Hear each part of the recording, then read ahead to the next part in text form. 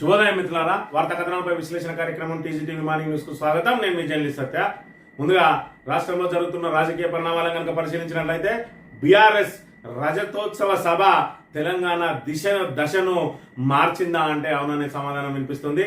ఏదైతే కేసీఆర్ ఇటు 10 ఏళ్ల పాలన మీద, అదేవిధంగా తెలంగాణ ఉద్యమ ప్రస్థానం మీద, ఆ తర్వాత ఇప్పుడు కాంగ్రెస్ ఇచ్చిన హామీలను ఎండగడుతూ మరి ఎక్కడికక్కడ ప్రజలను చైతన్యం చేసే కార్యక్రమం చేసిండో, ఆయన సుదీర్ఘ ప్రసంగంలో ఒక్క బూతు మాట లేకుండా, ఒక్కరి పేరెత్తకుండా కేవలం మరి ఏదైతే ప్రభుత్వ వైఫల్యాలను, అదేవిధంగా టీఆర్ఎస్ విజయాలను ప్రజలకు పూసపుచ్చినట్టు వివరించడమే కాకుండా నక్సల్స్ కు సంబంధించి కూడా ఆయన మాట్లాడిన మాటలు కానీ, అదేవిధంగా పథకాలపై ఆయన మాట్లాడిన మాటలతోటి మరి ఇక్కడ కాంగ్రెస్ ఉలిక్కి పడింది. ఆ ప్రభుత్వం వెంటనే దిద్దుబాటు చర్యలకు దిగింది. మరి ఇక్కడ ఏదైతే కేసీఆర్ మాట్లాడిండో ఆ కేసీఆర్ మాట్లాడిన మాటలు ప్రజల్లోకి చొచ్చుకుపోయాయని గ్రహించిన రేవంత్ రెడ్డి మరి ఇక్కడ ఏదైతే డ్యామేజ్ కంట్రోల్ కోసం ప్రయత్నం చేస్తా ఉన్నాడో అందులో భాగంగా ఆపరేషన్ కగారు మీద ఏదైతే మరి ఇక్కడ గౌరవ తెలంగాణ తొలి ముఖ్యమంత్రి కేసీఆర్ మాట్లాడినో ఆ వెంటనే జానారెడ్డి కేశవరావులతోటి మరి ఇక్కడ నక్సలిజం మీద చేపట్టాల్సిన చర్యలు, ఆ విధంగా మరి ఇక్కడ ఏదైతే జాతీయ కాంగ్రెస్ నుంచి సూచనలు తీసుకోవాలని చెప్పి హడావిడిగా సమావేశమైండు. దాంతో పాటు పథకాల విషయంలో కూడా ఖచ్చితంగా మరి ఇక్కడ ఏదైతే మేము 16 నెలలు గడిచింది, ఇప్పుడు ఒక గాడిలో పడ్డాం, ఇక పథకాలను కూడా దశల వారీగా అమలు చేస్తామని చెప్పి మరి ఇక్కడ ప్రజల్లో పెళ్ళుబుకుతున్నటువంటి ఏదైతే ఆగ్రహాన్ని మరి ఇక్కడ కొంతవరకు తగ్గించుకునే ప్రయత్నం చేస్తా ఉన్నది కాంగ్రెస్. ఏదేమైనా 16 నెలల్లోనే పూర్తిగా విఫలమైంది.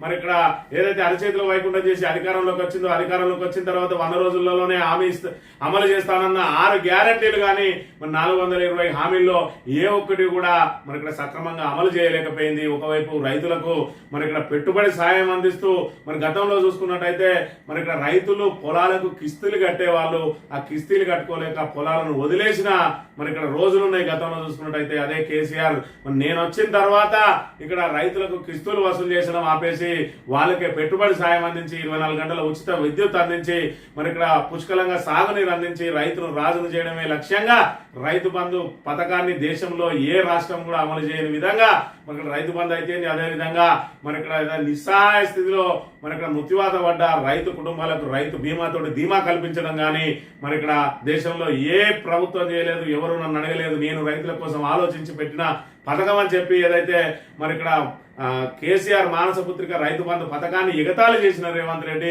రైతు భరోసా ఇస్తా అని 15,000 రూపాయలు ఇస్తామని చెప్పి మరి ఇక్కడ ఆశ పెట్టి మోసపుచ్చి ఏదైతే ఒక విడతను ఎగ్గొట్టిండు. ఆల్రెడీ 15,000ను 12,000 గురించిండు, 6,000 ఒక విడత ఎగ్గేసిండు. రెండో విడతను జనవరి 26 నుంచి ఇస్తామని చెప్పి మరి ఇక్కడ డిసెంబర్లోనే ఏదైతే దానికి సంబంధించిన మరి ఇక్కడ ఏదైతే కంచెగచ్చబోలికి సంబంధించిన 400 ఎకరాలను కుదవబెట్టి 10,000 కోట్ల రూపాయలు రైతు భరోసా కోసమే తీసుకున్నామని చెప్పి అందులో 5,000 కోట్ల వరకు రైతు భరోసాకు మంచి మిగతా 5,000 కోట్లను కాంట్రాక్టర్ల జేబులు నింపి ఇప్పుడు మిగతా ఏదైతే 4 ఎకరాల పైబడ్డ వాళ్లకు రైతు భరోసా వేయలేక చేతిలో పడుతున్న ప్రభుత్వం ఇంకా దిద్దుబాటు చర్యలు చేపట్టుకుంటామని చెప్పి మరి ఇక్కడ చెప్తున్నది. ఏదేమైనా కూడా సభ ఆల్ టైం రికార్డ్ సృష్టించింది. భారతదేశంలోనే మరి ఇక్కడ ఏదైతే బహిరంగ సభలు నిర్వహించాలంటే బీఆర్ఎస్ చూసి నేర్చుకోవాలన్న విధంగా మరొక వైపు నిన్నటి రోజున కేసీఆర్ ప్రసంగాన్ని మరి ఇక్కడ 1.5 కోటి మంది, 4 కోట్ల ప్రజల్లో 1.5 కోటి మంది ప్రత్యక్షంగా పరోక్షంగా టీవీల ద్వారా, యూట్యూబ్ల ద్వారా మరి ఇక్కడ వీక్షించారు. అంటే కేసీఆర్ మరి రాక కోసం, కేసీఆర్ మాట కోసం తెలంగాణ ప్రజానీకం ఏ విధంగా మరి ఇక్కడ ఎదురు చూస్తా ఉన్నదో చూడవచ్చు. అదేవిధంగా సభ సక్సెస్ తోటి మరి బీఆర్ఎస్ శ్రేణుల్లో జోష్ మొదలైంది. మరి ఇక్కడ కాంగ్రెస్ చతికిల పడ్డ పరిస్థితిని కూడా మనం ఇక్కడ చూడాలి. వార్తా కథనాలను కనుక పరిశీలించినట్లయితే ముందుగా నమస్తే తెలంగాణలో ఏమి జనం సంచలనం, రైతు ప్లస్ యూత్ ఈజ్గోల్డ్ రైతోత్సవం, కథం దొక్కిన యువత రైతు, కేసీఆర్ ప్రసంగానికి జనం ఫిదా, కూలగొట్టకుంటే బతకలేం సార్ అంటూ రైతు ఎల్లయ్య స్పందన, తులం బంగారంపై మాట్లాడాలని కేసీఆర్ కు సంగమ సూచన, సీఎం అని యువత నినాదాలు వారించిన కేసీఆర్ అని చెప్పి మరి ఇక్కడ అధికారం మళ్లీ బీఆర్ఎస్ దే, వరంగల్ సభకు పోటెత్తిన జనమే నిదర్శనం, కేసీఆర్ ప్రసంగానికి ప్రజల స్పందన అద్భుతం, విజయవంతం చేసిన ప్రతి ఒక్కరికి ధన్యవాదాలు చెప్పిన కేటీఆర్. మరి ఇక్కడ చూసుకున్నట్టయితే వరంగల్లో ఒక్క తీరుగా ఒక్కపోతా ఇది చాలదన్నట్టు పాలకులు ఆంక్షలు, కర్రలు కాళ్లకు అడ్డం పెట్టుకుంటున్నారు. ఇవేమి ప్రజలను ఆపలేకపోయాయి. పోలీసులు లారీలు అడ్డం పెట్టారు. అయినా యూత్ రైతు కథం దొక్కుంటూ ఎలకతుర్తి దారికి ఎగబడ్డారు. తూర్పు దిక్కు కేయూ జంక్షన్ నుంచి అసన్పర్తి మీదుగా ఎలకతుర్తి సభా వేదిక వరకు 12 కిలోమీటర్లు, పశ్చిమ దిక్కు వరంగల్ వయా ముల్కనూరు నుంచి ఎలకతుర్తి వరకు దాదాపు 14.5 కిలోమీటర్లు, పడమరలో ధర్మసాగర్ నుంచి మడిపల్లి మీదుగా ఎలకతుర్తి వేదిక వరకు 18 కిలోమీటర్ల మేర వాహన శ్రేణి నిలిచిపోయింది. మరి ఇక్కడ సభను మొన్నటి రోజున జరిగిన రజతోత్సవ సభను కనుక చూసుకున్నట్టయితే సభలో ఎంత జనం ఉన్నారో సభ వెలుపల మరి ఇక్కడ ఏదైతే అడుగడుగునా పోలీసులు ట్రాఫిక్ ఆంక్షలు విధించిండ్రు, ఎక్కడికక్కడ బారికేడ్లు పెట్టి అటు ట్రాఫిక్ జామ్ అయిందని చెప్పి ఉద్దేశపూర్వకంగా వాళ్ళను నిలువరించే ప్రయత్నం చేసిండ్రు. అయినా కూడా మరి ఇక్కడ వాళ్ళ ఆంక్షలన్నింటినీ కూడా తెంపుకుంటూ వాళ్ళ బారికేడ్లను దాటుకుంటూ విశేష జనం నిన్నటి రోజున ఏదైతే మరి సభకు హాజరైనరు ఆ ప్రజలందరినీ చూసిన కన్నుగొట్టిన కాంగ్రెస్ మరి ఇక్కడ నానా ఇబ్బందులు పెట్టే ప్రయత్నం చేసింది. ఒకవైపు ప్రైవేట్ స్కూల్ బస్సుల యాజమాన్యాలను మరి ఇక్కడ బస్సులు మీరు ఇస్తే సీజ్ చేయిస్తామని చెప్పి బెదిరింపులకు గురి చేసింది. అదే విధంగా మరి ఎక్కడికక్కడ రోడ్ల మీద ట్రాఫిక్ ను మళ్లించి ఆల్రెడీ నిండిపోయిందనో లేదంటే ఇనగా వెళ్ళడానికి వీలేదనో ట్రాఫిక్ జామ్ అయిందని చెప్పి ఎక్కడికక్కడ నిలువరించే ప్రయత్నం చేసినా కూడా సభ సూపర్ సక్సెస్ అయింది. మరి ఇక్కడ చూసుకున్నట్టయితే ఎంతమంది చూసిండ్రా కేసీఆర్ సభను అని అంటే కేసీఆర్ ప్రసంగాన్ని మొత్తంగా 1.5 మంది 1,50,00,000 మంది చూసిన, అందులో టీవీలో చూసిన వారు 1,20,00,000 మంది కాగా యూట్యూబ్ లైవ్ లో చూసిన వాళ్ళు 12 లక్షలు, ఎక్స్ ఎంపీ లైవ్ లో వీక్షించిన వారు 3 లక్షలట. ఓవరాల్ గా 15 లక్షల మందికి పైగా చాట్ జీపీటీల అంచనా గ్రోకు అంతకంటే ఎక్కువ ఉంటుందని రాజకీయ విశ్లేషణ అంచనా ప్రకారం 15 లక్షల మంది సభకు బయలుదేరారు. 10 లక్షలని టార్గెట్ పెట్టుకుంటే 15 లక్షల మంది మరి ఇక్కడ సభలో ఎంతున్నారో సభ వెలుపల రోడ్ల మీద ఒక్కో వైపు 12 నుంచి 18 కిలోమీటర్ల మేర వాహన శ్రేణి నిలిచి ఉన్నది అని అంటే సభలో కంటే జనం బయటనే ఎక్కువ ఉన్నారు. ఎందుకంటే ఎక్కడికక్కడ పోలీసు వాళ్ళు మరి ఇక్కడ ఎక్కడ వాళ్ళని నిలువరించే ప్రయత్నం చేసిండ్రు. సభకు మరి ఇక్కడ ఇప్పటికే వెళ్ళిన వాళ్ళు అనేక మంది ఉన్నారని చెప్పి ఎక్కడ వాళ్ళని అక్కడ ఆపే ప్రయత్నం చేసి ప్రభుత్వానికి మరి ఇక్కడ ఏదైతే ప్రభుత్వానికి మేలు చేసే కార్యక్రమం లేకపోతే మరి ఇక్కడ బీఆర్ఎస్ ను ఏదైతే సభ ఫెయిల్ చేద్దామని ఏదైతే ప్రయత్నం చేసిందో కానీ ఈ పోలీస్ ఆంక్షలు కానీ మరి ఇక్కడ ప్రభుత్వ కుట్రలు కానీ ఏవి కూడా ఫలించలేదు. సభ సూపర్ సక్సెస్ అయిన విషయాన్ని మనం ఇక్కడ ప్రధానంగా గమనించాలి. బీఆర్ఎస్ రజతోత్సవ సభ రికార్డు, అతిపెద్ద జన సమీకరణ దేశీయంగాను ఆల్ టైమ్ రికార్డ్ అని చెప్పి ఇప్పటి వరకు కని విని ఎరుగని రీతిలో బీఆర్ఎస్ సభకు మరి ఇక్కడ ప్రచారం ఏ విధంగా సాగింది అని అంటే సోషల్ మీడియా తెరిస్తే చాలు ఎవరికి వాళ్ళు ఎక్కడి వాళ్ళు అక్కడ మరి బీఆర్ఎస్ సభకు సంబంధించి మరి ఇక్కడ కాంగ్రెస్ వైఫల్యాలను ఎండగడుతూ మరి ఇక్కడ అయితే ప్రభుత్వం మెడలు వంచే ఆ సభగా మరి అక్కడి నుంచే టర్నింగ్ పాయింట్ జరగబోతా ఉన్నది. తెలంగాణకు మంచి రోజులు రావాలంటే బీఆర్ఎస్ మరి ఇక్కడ ప్రజలతోటి కలుపుకొని ఉద్యమం చేసి కాంగ్రెస్ మెడలు వంచితే తప్ప వాళ్ళు ఇచ్చిన 6 గ్యారెంటీలు కానీ 420 హామీలు కానీ మరి ముందుకు పోయే అవకాశం లేదని చెప్పి ఏదైతే మొదటి నుంచి భావిస్తా ఉన్నారో సభ జరిగిన మరుసటి రోజే మరి హుటాహుటిన ఏదైతే కాంగ్రెస్ పెద్దల ఇళ్లకు పోతా ఉన్నాడు ఏదైతే రేవంత్ రెడ్డి మరి ఇచ్చిన హామీలను ఏ విధంగా నిలబెట్టుకోవాలని మరి దానికి తోడు రేవంత్ రెడ్డి మాట అంటే మాటే, నేను మాట మీద నిలబడతా అని చెప్పి మరి ఇక్కడ డ్యామేజ్ కంట్రోల్ చేసుకునే ప్రయత్నం కూడా చేస్తున్న పరిస్థితిని మనం ఇక్కడ చూడవచ్చు. బీఆర్ఎస్ సభలో కాంగ్రెస్ బెంబేలు దిగ్చోదరి స్థితిలో లీడర్ క్యాడర్ ఇక తమ పని గతమైన నిర్ణయానికి వచ్చేసిన అధికార పార్టీ నేతలు మరి ఎక్కడ చూసినా కూడా ఆ సభకు సంబంధించిన తెలంగాణలో పల్లెలో ఏ మూలకు పోయినా కూడా సభకు సంబంధించిన మరి ఇక్కడ చర్చనే సాగుతా ఉన్నది. కేసీఆర్ చరిష్మా ఏమాత్రం తగ్గిపోలేదు. కేసీఆర్ కు ఏదైతే తెలంగాణకు శ్రీరామ రక్ష బీఆర్ఎస్ కేసీఆర్ అని చెప్పి మరి ఇక్కడ మారుమూల జనం నుంచి సిటీలో ఉన్న యూత్ వరకు ప్రతి ఒక్కరు కూడా మరి ఇక్కడ కేసీఆర్ రావాలి, మరి కారు రావాలి, సారే రావాలి అని చెప్పి కథం తొక్కుతూ సభకు వచ్చి సభను విజయవంతం చేయడంతో పాటు కాంగ్రెస్ నెత్తిన పిడుగును వేసిన పరిస్థితిని కూడా మనం ఇక్కడ చూడాలి. కేసీఆర్ ప్రకటనతో రాజకీయ ప్రకంపనలు, మావోయిస్టులతో చర్చల అంశం మరోసారి తెరపైకి స్వాగతించిన పౌర హక్కు సంఘాల నేతలు అని చెప్పి మరి ఇక్కడ ఏదైతే ఆపరేషన్ కగార్ను మరి ఇక్కడ దాని ద్వారా వాళ్ళందరినీ ఏరువేదన కాకుండా వాళ్ళతోటి శాంతి చర్చలు జరపాలని ఏదైతే సూచన చేసిండో కేసీఆర్ దీని మీద పౌర హక్కుల నేతలు కూడా మరి ఇక్కడ పెద్ద ఎత్తున ఆయన మాటలను స్వాగతిస్తా ఉన్నారు. మరోవైపు ప్రభుత్వం వెంటనే దాని మీద మరి జానారెడ్డి తోటి కేశవరావు తోటి చర్చలకు వెళ్ళిండు. ఎవరు మన రేవంత్ రెడ్డి భవిష్యత్తులో ఈ మావోయిస్టుల పట్ల ఏ విధంగా నడుచుకోవాలి, ఆపరేషన్ కగారు మీద మరి కేసీఆర్ చేసిన ప్రకటనతోటి రాష్ట్ర వ్యాప్తంగా కూడా మరి ఇక్కడ కేసీఆర్ అదేవిధంగా మావోయిస్ట్ సానుభూతి పరులు అయితేంది, అదేవిధంగా రాజకీయ చతురతతోటి ఆయన చేసిన వ్యాఖ్యలు కానీ మరి ఎలాంటి మరి ఇక్కడ దురుద్దేశకరమైన వ్యాఖ్యలు లేకుండా ఎలాంటి ఆ బూత్ పురాణాలు లేకుండా చక్కగా తెలంగాణ యాసలో భాషలో ప్రతి ఒక్కరికి అర్థమయ్యే విధంగా మరి తెలంగాణ ఉద్యమ ప్రస్థానం, అదే విధంగా 10 ఏళ్ల బంగారు తెలంగాణ కోసం చేసిన టిఆర్ఎస్ ప్రభుత్వ పనులు, బీఆర్ఎస్ ప్రభుత్వ పనులు, అదే విధంగా 16 నెలల్లో కాంగ్రెస్ ప్రజలను ఏ విధంగా వంచిస్తుందన్నది పూర్తిగా జనానికి అర్థమయ్యేలా చెప్పడంతో కాంగ్రెస్ మరి ఇక్కడ డిఫెన్స్ లో పడ్డ అంశాన్ని కూడా మనం ఇక్కడ చూడొచ్చు. ఇక పరిపాలన గురించి ఎవరు పట్టించుకోరు. ఎన్నికలకు 6 నెలల ముందే దానిపై చర్చ, ప్రకటించిన పథకాలను గాడిన పెడతాం, రాహుల్ గాంధీతో మంచి రిలేషన్ ఉన్నాయట, కగారుపై అధిష్టానం అనేది తుది నిర్ణయం, మీడియాతో చిట్ చాట్ లో రేవంత్ రెడ్డి కేకతో కలిసి జానారెడ్డి ఇంటికి సీఎం అని చెప్పి ఎన్నికలకు చివరి 6 నెలల ముందే పాలనపై చర్చ జరుగుతుందని అప్పటి వరకు ఎవరు పట్టించుకోరని ముఖ్యమంత్రి రేవంత్ రెడ్డి పేర్కొన్నారు. సీనియర్ నేత కేకేతో కలిసి సోమవారం మరో సీనియర్ నేత జానారెడ్డి ఇంటికి వెళ్లి రేవంత్ రెడ్డి ఆయనతో మంతనాలు జరిపినట్టు ఆపరేషన్ కగార్ అనేది మరి ఇక్కడ పూర్తి స్థాయిలో ప్రకంపనలు సృష్టిస్తా ఉన్నది. కేసీఆర్ మాట్లాడిన మాటలకు సంబంధించి మరి ఇక్కడ ఆయననే సమర్థించుకునే ప్రయత్నం చేస్తా ఉన్నాడు. ఇప్పుడు పరిపాలన గురించి ఏం చర్చ జరగదట, 6 నెలల ముందే జరుగుతుందట.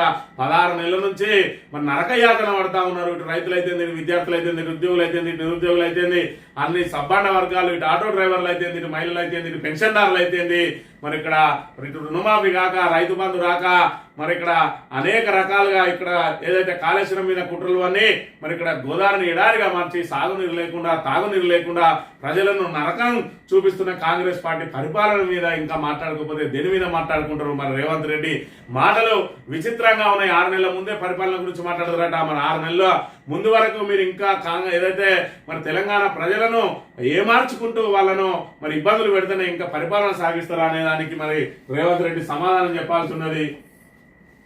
అవును, నిజమే, కేసీఆర్ చెప్పింది సత్యం. సభలో కేసీఆర్ మాటలకు రైతుల ప్రతిస్పందన, ఉద్యమ ప్రస్థానం 10 ఏళ్ల అభివృద్ధిపై వివరించిన బీఆర్ఎస్ అధినేత, హామీలు ఇచ్చిన మాట తప్పిన కాంగ్రెస్ పై నిప్పులు, ప్రతి మాటకు స్పందించిన అన్ని వర్గాలని చెప్పి బీఆర్ఎస్ రాజ్యోత్సవ సభ వేదికగా పార్టీ అధినేత కేసీఆర్ చెప్పిన మాటలను సభకు తరలి వచ్చిన రైతులంతా శ్రద్ధగా విన్నారు. 10 ఏళ్ల పాలన చేసిన అభివృద్ధి పనులు తెచ్చిన వెలుగులను కేసీఆర్ ప్రస్తావించగా అవును నిజమేనంటూ మాట కలిపిన చెప్పి ఆయన అడిగిన ప్రతి దానికి కూడా మరి ఇక్కడ జనం నుంచి విశేష స్పందన లభించింది.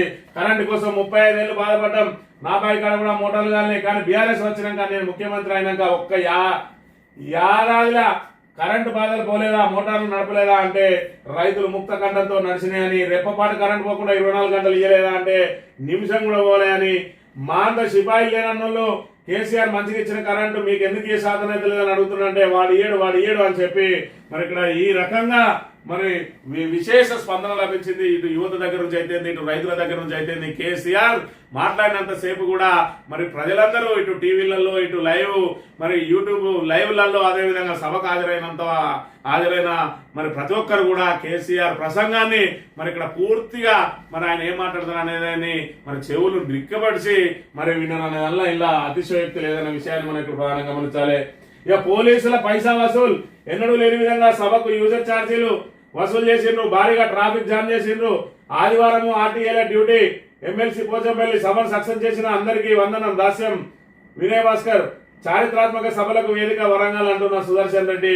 మరి ఇక్కడ పోలీసులట యూజర్ ఛార్జీలను వసూలు చేసారు, ఎన్నడూ లేని విధంగా సభకు యూజర్ ఛార్జీలు వసూలు చేసింది.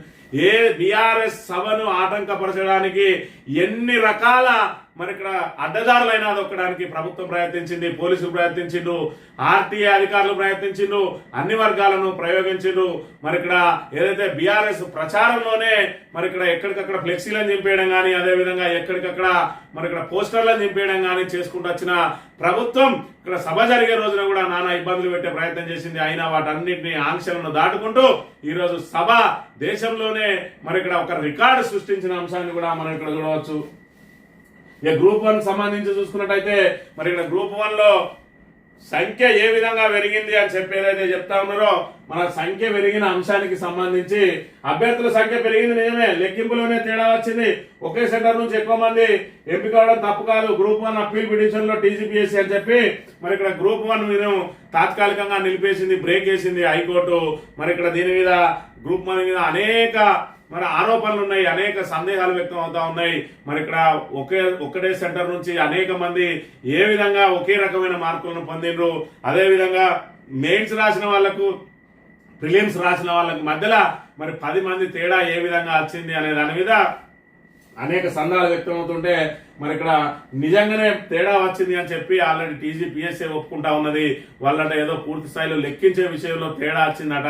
మరి ఇక్కడ 1093 మంది 1083 మందిని లెక్కించడానికి అంత తేడా ఉంటే లక్షల ఓట్లను లెక్కించే వాళ్ళు ఒక్క ఓటు కూడా తేడా రాకుండా లెక్కిస్తూ ఉంటాయి. వీళ్ళు కనీసం అతిపెద్ద ఉద్యోగమైన గ్రూప్ 1 అభ్యర్థులలో సంఖ్యను ఇంత ఈజీగా తీసిపడేస్తాను అంటే గ్రూప్ 1 లో అవకతవకలు జరిగినట్టుగా వాళ్ళకు సంబంధించిన అప్పీల్ పిటిషన్ లోనే తెలుస్తున్న అంశాన్ని కూడా మనం ఇక్కడ గమనించాలి. ఇక వడ్ల కొనుగోలు సర్కారు నిర్లక్ష్యంపై మండిపడుతూ రాష్ట్రంలో రోజుకో చోట రైతులు ఆందోళనకు దిగుతున్నారు. రాజన్న సిరిసిల్ల జిల్లా ఎల్లారెడ్డిపేట తహసీల్దార్ కార్యాలయం వెంట కామారెడ్డి కరీంనగర్ ప్రధాన రహదారిపై సోమవారం ధర్నా చేస్తున్న సింగాపురం గ్రామ రైతులట ధాన్యం కొంటరా కొనరా రోడ్డెక్కిన రైతన్నులు. మరి ఇక్కడ ధాన్యం కొనుగోలు కేంద్రాలు ఏర్పాటు చేసినామని చెప్తున్న ప్రభుత్వం ఇప్పటి వరకు ధాన్యాన్ని అయితే కొంటలేదు. 1,30,30,00,000 టన్నులు వస్తాయని అనుకుంటే దానిలో 70 లక్షల టన్నులే కొనడానికి ప్రయత్నాలు చేస్తా ఉన్నది. ఇంకా 60 లక్షలు 65 లక్షలు మరి ఇక్కడ బయటికి రైతులు అమ్ముకునే వరకు వాళ్ళని ఇబ్బందులు పెడుతున్న పరిస్థితిని కూడా మనం ఇక్కడ చూడాలి. వడ్లు అమ్మేందుకు నిరీక్షణ వడదెబ్బతో రైతు మృతేట. మరి ఇప్పటికే రాలిన మట్టి పూలు ఎన్నాయంటే 486. ఇద్దరు రైతుల బలవన్మరణం. పంట ఎండిందని ఒకరు, అప్పుల బాధతో మరొకరు అని చెప్పి ఒకరు వడదెబ్బతోటి ఒకరు ఇద్దరు రైతులు మరి ఇక్కడ ఆత్మహత్యలకు పాల్పడ్డారు. ఈ రకంగా రైతులు మరి ఇక్కడ ఏదైతే పిట్టల్లా రాలిపోతా ఉన్నా కూడా ప్రభుత్వం అయితే వాళ్ళను ఆత్మహత్యలను అరికట్టడానికి ఏ విధమైన ప్రయత్నం చేయడం లేదు. ఒకవైపు హైకోర్టు హెచ్చరించినా కూడా, హైకోర్టు సూచన చేసినా కూడా మరి ఇప్పటి వరకు కూడా దాని మీద ఎలాంటి కమిటీ వేయడం కానీ వాళ్ళ ఆత్మహత్యలను నిలువరించడానికి ప్రభుత్వం వాళ్లకు చేయూత అందించడం కానీ కనీసం ఒక ప్రకటన చేయడం కానీ కూడా చేయలేదంటే మనం ఇక్కడ గమనించవచ్చు. పేదోళ్లకు ఇల్లు ఇవ్వరా, ఇల్లున్నోళ్ళకే ఇందిరమ్మ ఇల్లు ఇస్తారా?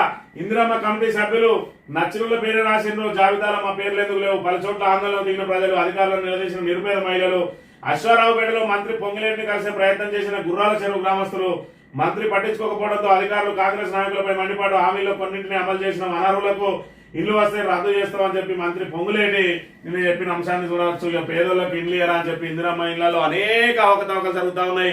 అసలు ఇందిరమ్మ ఇళ్ల ఎంపిక ప్రక్రియనే అవకతవకలకు చోటుండే విధంగా దానికి ఇందిరమ్మ కమిటీల పేరుతోటి కాంగ్రెస్ నాయకులను ఆ కమిటీలో పెట్టి ఆ కమిటీ సిఫారసు చేసిన వాళ్ళకే మరి ఇక్కడ మేము ఇక్కడ ఇస్తాము ఏదైతే మరి వాళ్ళకి ఇందిరమ్మ ఇల్లు ఇవ్వాలంటే ఆ కమిటీ సిఫారసు చేయాలని ఏదైతే పెట్టినో దానిలోనే అవకతవకలు చేయడానికి అవకాశం కల్పించిండ్రు. దాంతో కాంగ్రెస్ కార్యకర్తల జేబులు నింపే కార్యక్రమంగా మారింది ఈ ఒక ఏదైతే ఇందిరమ్మ ఇండ్ల కమిటీ అనేది మనం ఇక్కడ చూడాలి. మరోవైపు నిన్నటి రోజున పొంగులేటి శ్రీనివాసరెడ్డి కలవడానికి మహిళలు ప్రయత్నం చేస్తే ఆయన కలవకుండా నిలిపోయినట. అదే విధంగా మరి ఆయన మాట్లాడుతూ ఇప్పటికే హామీలలో కొన్నింటిని అమలు చేసినామంటాడు. ఆ కొన్నిట్లో కూడా కాదు మరి ఇక్కడ మహాలక్ష్మిలో కేవలం ఉచిత బస్సు ఇచ్చిండ్రు. ఆ గ్యాస్ ఎవరికి వస్తుందో ఎవరికి పోతుందో తెలియదు.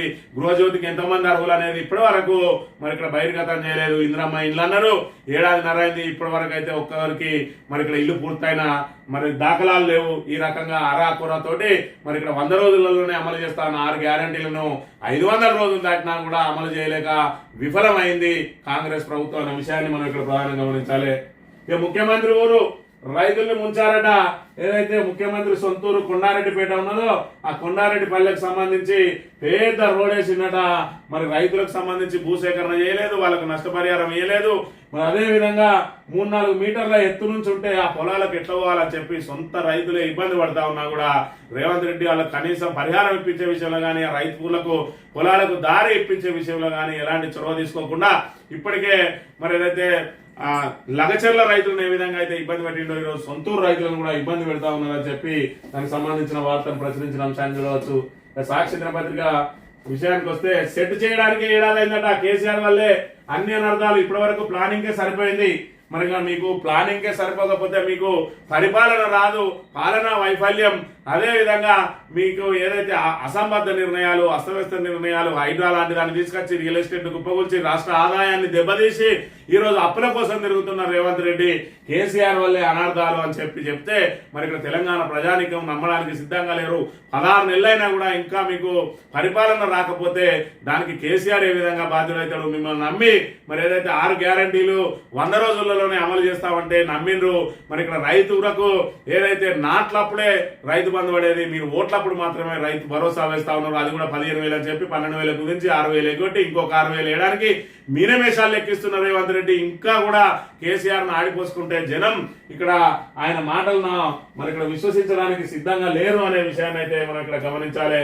ఇక తెలంగాణకు తొలి చివరి విలన్ కేసీఆర్ అనట. కాంగ్రెస్ ను నమ్మి ఏ విధంగా మోసపోయిండ్రు, గోసపడతా ఉన్నారో తెలంగాణ ప్రజలందరికీ తెలుసు. ఇవాళ కేసీఆర్ కావాలని చెప్పి ప్రజలే మరి ఊరూరా మరి ఉద్యమాలు చేస్తా ఉన్నారు. కేసీఆర్ ను మేమే సీఎం చేసుకుంటాం అని చెప్పి వాళ్ళే భుజస్కంధాల మీద వేసుకుంటా ఉన్నారు. ఇవాళ బీఆర్ఎస్ కు ప్రచారం చేసేయాల్సింది బీఆర్ఎస్ కార్యకర్తలు కాదు, సామాన్య ప్రజలే ఇవాళ బీఆర్ఎస్ కు ప్రచారం చేసి బీఆర్ఎస్ ను గద్దెనెక్కడానికి సిద్ధంగా ఉన్నారు. ఎన్నికలు ఎప్పుడొచ్చినా కూడా బీఆర్ఎస్ దే విజయము. రేపు రాబోయే ఏదైతే 10 మంది ఎమ్మెల్యేలకు ఉప ఎన్నికలు రాబోతా ఉన్నాయో దాని ద్వారా కాంగ్రెస్ భవిష్యత్తు పూర్తిగా తేటతెల్లంగా ఉన్నది. కాంగ్రెస్ ను భూస్థాపితం చేయడానికి తెలంగాణ ప్రజలు ఏ విధంగా సిద్ధంగా ఉన్నారో మరి ఇక్కడ తెలుస్తుంది. ఇక ముష్కర మూకలకు ముచ్చెమటలు. పీఓకే పైకి భారత్ ప్రతిదాడి చేయొచ్చని అనుమానాలు. ముందు జాగ్రత్తగా ఉగ్రవాదులను సరిహద్దు నుంచి దూరంగా పంపిస్తున్న పాక్ సైన్యం. పీఓకేలో 42 ఉగ్ర స్థావరాలను గుర్తించిన భారత సైన్యం అట. ఏది ఏమైనా కూడా యుద్ధ మేఘాలు అయితే అమ్ముకుంటా ఉన్నాయి. మరోవైపు పాకిస్తాన్ మరి యుద్ధం వస్తే తట్టుకోలేదు కాబట్టి మా దగ్గర 130 అణ్వాయుధాలున్నాయి, అవన్నీ మేమే ఎక్కువ పెడుతున్నాం అని చెప్పి ఏదైతే చేసిండో మరి మా దగ్గర ఉన్న అణ్వాయుధాలు ఏంటి, మేమన్నా దీపావళికి ఆటలాడుకోవడానికి తెచ్చుకున్నామా అని చెప్పి అంతే ధీటుగా మన ప్రధాని కూడా సమాధానం చెప్పిండు. నువ్వు 130 మరి అవిటిని వదిలే లోపే నీ దేశాన్నే సర్వనాశనం చేయాలంత శక్తి మా దగ్గర ఉన్నది అని చెప్పి ధీటుగా మరి ఇక్కడ చెప్పిండు. మరోవైపు మరి ఆచితూచి అడుగులేస్తున్న భారత్ ఖచ్చితంగా ప్రతీకార చర్యకు మాత్రం పూనుకోబోతా ఉన్నది. ఖచ్చితంగా మరి ఇక్కడ 26 మందిని పొట్టన పెట్టుకున్న ఉగ్ర స్థావరాలన్నింటినీ కూడా నామరూపాలు లేకుండా ప్రయత్నం చేస్తుంది. దానిలో భాగంగా ఏదైతే పాకిస్తాన్ సైన్యం కనుక అడ్డొస్తే ఆ సైన్యాన్ని మట్టుపెట్టడానికి కూడా వెనుకాడబోయేది లేదు అని చెప్పి మరి ఇక్కడ భారతదేశం ముందుకు పోతున్న పరిస్థితిని మనం ఇక్కడ గమనించవచ్చు. ఆంధ్రజ్యోతి విషయానికి వస్తే ఖజానా లూటి కేసీఆర్ పనే. మరి ఇక్కడ నువ్వు వచ్చి 16 ఏళ్ల నుంచి ఖజానాను ఏం చేస్తా ఉన్నావు? ఖజానాకు ఒక్కసారి చెప్పినావు అప్పులు ఉన్నాయని, మరి పదే మరి నువ్వు అప్పులు చేయకుండా ఎందుకు నడిపించలేకపోతా ఉన్నావు అని అంటే మరి అది లేదు, మాది సర్ప్లస్ బడ్జెట్ అంటాడు, మాకు రెవెన్యూ లోడ్ లేదంటాడు. మరి ఇక్కడ అప్పులన్నీ కూడా మీ ఆదాయం నుంచే కట్టినవంటాడు. మళ్ళీ ఇప్పటికే 1,60,000 కోట్ల అప్పు చేసిండు. మరి అప్పు చేసి ఇక్కడ ఏదైతే ఆఖరికి యూనివర్సిటీ భూములను కూడా అమ్మడానికి ఏదైతే ప్రయత్నం చేసిండో దాని ద్వారా పెద్ద ఎత్తున పర్యావరణ ప్రేమికుల నుంచి మరి ఇక్కడ పెద్ద ఎత్తున విమర్శలు రావడం, అదే విధంగా మరి ఇక్కడ ఏదైతే సుప్రీంకోర్టు మొట్టికాయలు వేయడంతో మరి ఇక్కడ ఉక్కిరి బిక్కిరి అవుతా ఉన్నారు రేవంత్ రెడ్డి. పరిపాలన చేతగాక మరి ఇక్కడ ఆదాయాన్ని పెంచుకునే మార్గాలు తెలియక నానా ఇబ్బందులు పడుతూ ప్రజలను సర్వనాశనం చేస్తా ఉన్నాడు. తెలంగాణను బంగారు తెలంగాణ ఉన్న తెలంగాణ మరి ఆర్థిక అభివృద్ధిలో దూసుకుపోతున్న తెలంగాణను తిరోగమనంలోకి తీసుకొచ్చిండు రేవంత్ రెడ్డి అనే విషయాన్ని మనం ఇక్కడ ప్రధానంగా గమనించాలి. పహల్గాం ఉగ్రదాడి నేపథ్యంలో పాక్ పై భారత్ దాడి తథ్యమట.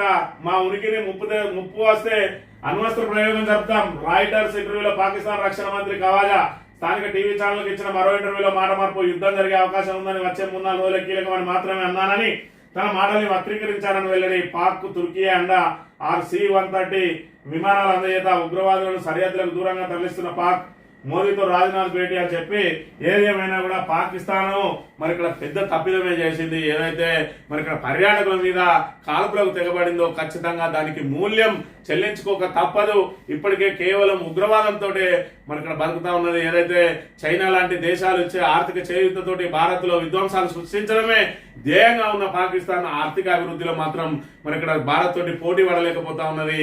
మరి ఇక్కడ కేవలం వాళ్ళ ముస్లిం సంఖ్యను పెంచడానికి, ముస్లిం జనాభాను పెంచడానికి, ముస్లిం దేశాలుగా మార్చడానికి, జిహాదీలు చేయడానికి మాత్రమే పాకిస్తాన్ పనికొస్తుంది తప్ప మరి ఇక్కడ అభివృద్ధిలో పోవాలి, మరి ఇక్కడ ఏదైతే సంక్షేమ పథకాలు ప్రజలకు అందజేయాలనే ప్రభుత్వం ఏమాత్రం కూడా ఆలోచన చేయకుండా ఉగ్రవాదంతో బతుకుతున్న దేశం పాకిస్తాన్ అనే విషయాన్ని మనం ఇక్కడ ప్రధానంగా చూడాలి.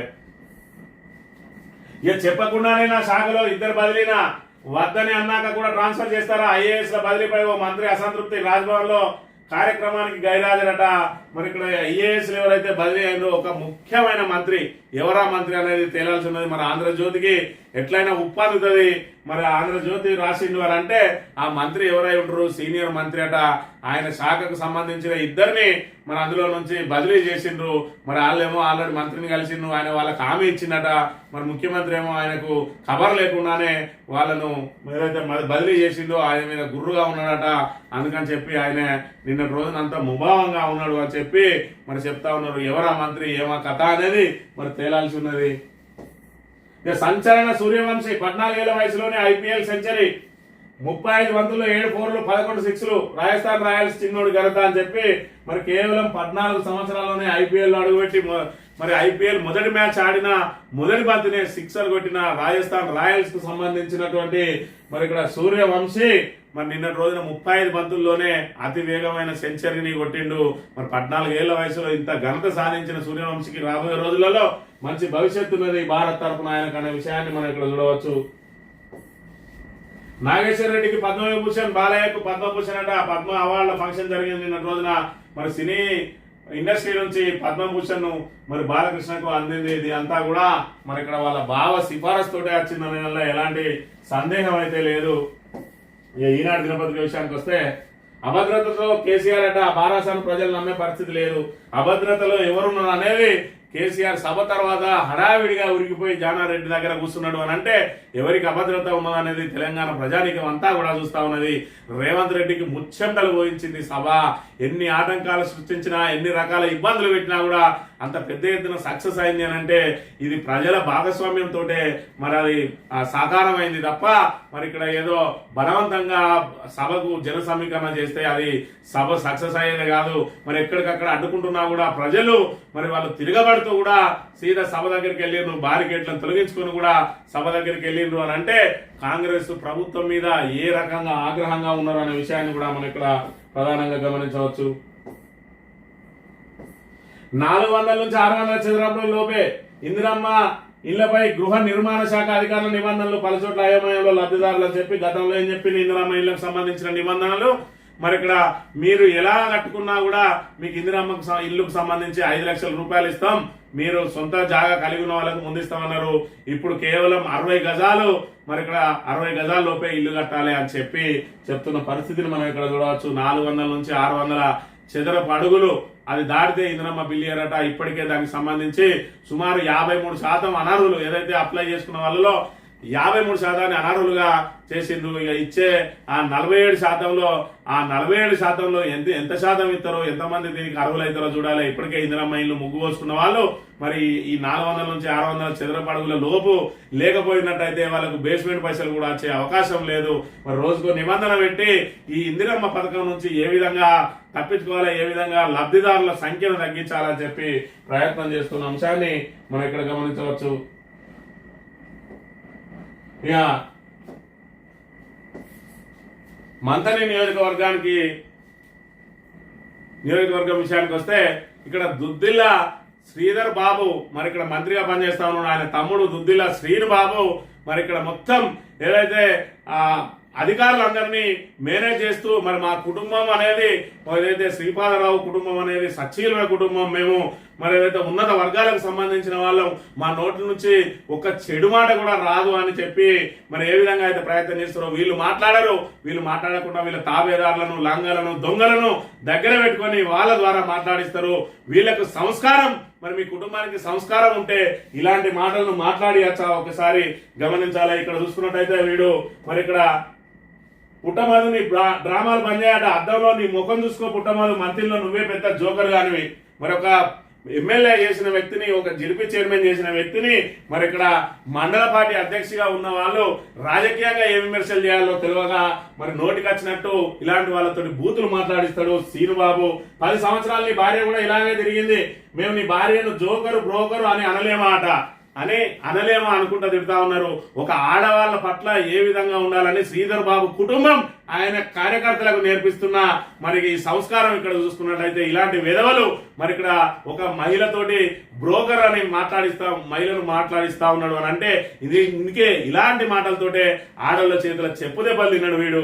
ఇలాంటి వాళ్ళు మరి ఇక్కడ ఒక మహిళ పట్ల ఏ విధంగా మాట్లాడాలనే మరి మీరు సంస్కారం గురించి మాట్లాడతారు. ఏది మీ దుద్దిల్ల కుటుంబ సంస్కారం ఇదేనా? నీ వాళ్లకు నీ అనుసరులకు నేర్పేది ఇదేనా? ఇక వీడియో కూడా ఇంకొక అడుగు ముందుకేసి వీడు మాట్లాడుతున్న మాటలను కనుక ఒక్కసారి గమనించినట్టయితే. నమస్కారం. నిన్న గౌరవ శ్రీపాద ట్రస్ట్ చైర్మన్ దుద్దిల్ల శ్రీనుబాబు గారిని పుట్టమల్ల అనే ఒక విధవ జోకర్ అనడాన్ని నేను తీవ్రంగా ఖండిస్తా ఉన్నా. అరే పుట్టమల్లు జోకరి నువ్వు. ఇలాంటి కుక్కలతోటి మరి ఏం మాట్లాడిస్తున్నారు? వీంది వాంది ఒకటే సామాజిక వర్గం. ఇగో ఈ సామాజిక వర్గాన్ని దగ్గర పెట్టుకొని ఇలాగా మరి బూతులు మాట్లాడించుకుంటూ మాది సచ్చీలమైన కుటుంబం, మాది సంస్కారవంతమైన కుటుంబం అంటే దీనికి ఎవరు బాధ్యత వహిస్తారు? శ్రీనుబాబు, నువ్వు ఏదైతే రాజకీయంగా విమర్శ చేస్తే దానికి అధికార పక్షంలో ఉన్నావు. అసలు సోమన్పల్లి బ్రిడ్జి కూలిపోయే పరిస్థితికి వచ్చింది. దానిలో మొత్తం పెద్ద హోళ్లు పడి ఉన్నాయి. దాన్ని రిపేర్ చేయడం చేత కాదు. మరి ఇక్కడ గత ప్రభుత్వ హయాంలో కాటారం నుంచి మరి ఇక్కడ పెద్దపల్లి వరకు ఏదైతే రోడ్డుకు నిధులు శాంక్షన్ చేయించిందో ఇప్పటి వరకు సెటనర్ కాలనీ దగ్గర నుంచి ఇక్కడ ఓసిట్టు వరకు ఇంకా రోడ్డు పూర్తిగా అసంపూర్తిగా ఉన్నది. ఆ బ్రిడ్జీలు కూడా పూర్తి చేయకుండా ఆ దుమ్ము ధూళిలో చచ్చిపోతా ఉన్నారు. 16 నెలలు అవుతుంది నీకు ఫండ్ దేని చేత కాకపోతే ఆ తెచ్చిన ఫండ్ను వినియోగించి ఆ రోడ్డును కూడా పూర్తి చేయడం చేత కాక మేము మంత్రిని, నేను నెంబర్ 2ను, నేను ఏ చెప్తే గదే అని చెప్పుకుంటా ఉన్నావు. కనీసం ఈ రోడ్డు పనులు పూర్తి చేయలేని మరి ఇక్కడ అసమర్థ మంత్రి ఇవాళ మరి ఇలాంటి విధవలతోటి బూతులు తిట్టించుకుంటా రాక్షసానందం అందుతా ఉన్నాడు. ఒకవైపు పోలీసులతోటి అక్రమ కేసులు పెట్టియడం, ఇలాంటి కుక్కలతోటి మాట్లాడియడం ఇదేనా నీ కుటుంబానికి సంబంధించిన నీ సంస్కారం, నీ మర్యాద? మరి శ్రీధర్ బాబు కుటుంబం, మాది శ్రీపాద కుటుంబం, మా శ్రీపాదరావు గారు మరి ఇక్కడ ఆదర్శవంతుడు, శ్రీధర్ బాబు ఆదర్శవంతుడు, శ్రీనుబాబు ఆదర్శవంతుడు అంటే ఇదేనా నీ ఆదర్శవంతమైన కుటుంబం అని చెప్పి మరి ఇక్కడ ఖచ్చితంగా ప్రశ్నిస్తున్నాం. ఇలాంటి తిట్లు మాకు రావా? నిన్ను తిట్టు రాదా? నీ అన్నను తిట్టు రాదా? మరి ఎవరికి రావనుకుంటున్నావు? మరి ఇక్కడ ఏదంటే పోలీసులు మరి మేమేం చెప్తా చేస్తారు, మమ్మల్ని తిడితే కేసులు పెడతారు. మరి మా వాళ్ళు వెళ్ళి తిట్టినా కేసులు పెట్టరని ఇలాంటి లంగలు దొంగలతోటి తిట్టితే నీకు కూడా అదే గతి పడుతుంది శ్రీనుబాబు అని చెప్పి హెచ్చరిస్తూ ఇది ఈ రోజు మార్నింగ్ తిరిగి రేపు వెళ్దాం. Thank you very much.